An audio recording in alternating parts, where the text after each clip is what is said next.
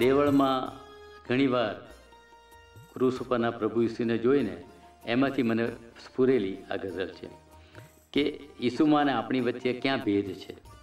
એ વાત અહીંયા સરસ રીતે ઉતરી છે. બે હાથ ફેલાવી તું દુનિયા સર કરી ગયો. આપણે જોઈએ છે કે ક્રોસ પર બે હાથ ફેલાવ્યા છે, ખીલા માર્યા છે હકીકતમાં તો, પણ અહીં હું જુદી રીતે રજૂ કરું છું કે બે હાથ ફેલાવી તું દુનિયા સર કરી ગયો, બે હાથ જોડીને હું તો કેવળ ઊભો રહ્યો. દેવળમાં આપણે બે હાથ જોડીને ઊભા રહીએ છીએ. બે હાથ જોડીને ઊભા રહેવું એટલે આપણે હવે પાછા પડ્યા, ભાઈ તારાથી કંટાળ્યો, થાક્યો, એવો ભાવ.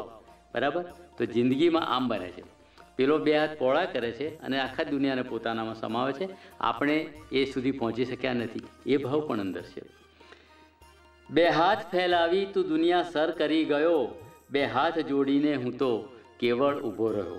તે જે દુઃખો સહન કર્યા છે એ મારાથી નહીં થાય, એવો પણ એમાં ભાવ છે. વર્ષો વહ્યા ના આવડી ભાષાએ પ્રેમની. 2000 વર્ષ થઈ ગયા, હજુ ઈસુના પ્રેમની ભાષા આપણને આવડી નથી.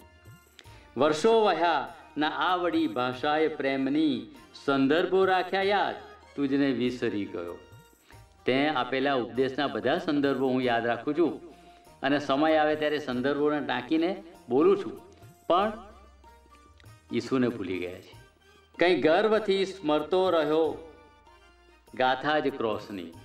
અને આપણે ગળામાં ક્રોસ રાખીને, હાથમાં ક્રોસ રાખીને ઈસુની ગાથા, વાર્તાને ગર્વથી યાદ કરીએ છીએ બીજાની આગળ. વર્ષો વહ્યાના આ વળી ભાષાએ પ્રેમની, સંદર્ભ રાખ્યા યાદ તુજને વિસરી ગયો. કંઈ ગર્વથી સ્મરતો રહ્યો ગાથા જ ક્રોસની, ને સહેજ જાતક દુઃખથી બેબાકડો બન્યો.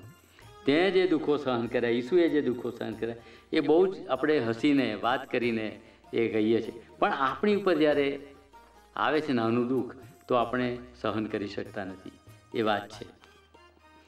શાને ઉદાસી. અને આવું વિચારતા પછી મારા મનમાં એક ઉદાસી છાઈ વળે છે. કઈ ઉદાસી છે? શાને ઉદાસી આંખમાં આજે ફરી વળે.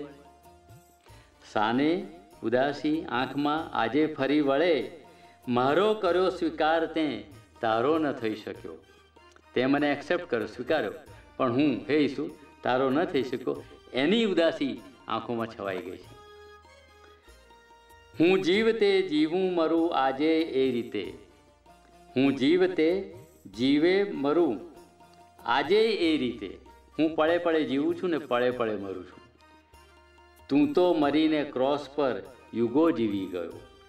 હું તો પળે પળે મરું છું ને પળે પળે જીવું છું, પણ તું તો એક જ વાર મર્યો ક્રોસ પર અને યુગો જીવી ગયો. તારે તારું એક જ મૃત્યુ. અમારા તો રોજના કેટલાય મૃત્યુ થતા હશે. આ મૃત્યુ એટલે શું? આપણે આપણી ફરજોમાંથી દૂર જવું, જૂઠું બોલવું, પાપ કરવું, વગેરે વગેરે. હું જીવતે જીવે મરું આજે એ રીતે, તું તો મરીને ક્રોસ પર યુગો જીવી ગયો. બે હાથ ફેલાવી તું દુનિયા સર કરી ગયો, બે હાથ જોડીને હું તો કેવળ ઊભો રહ્યો.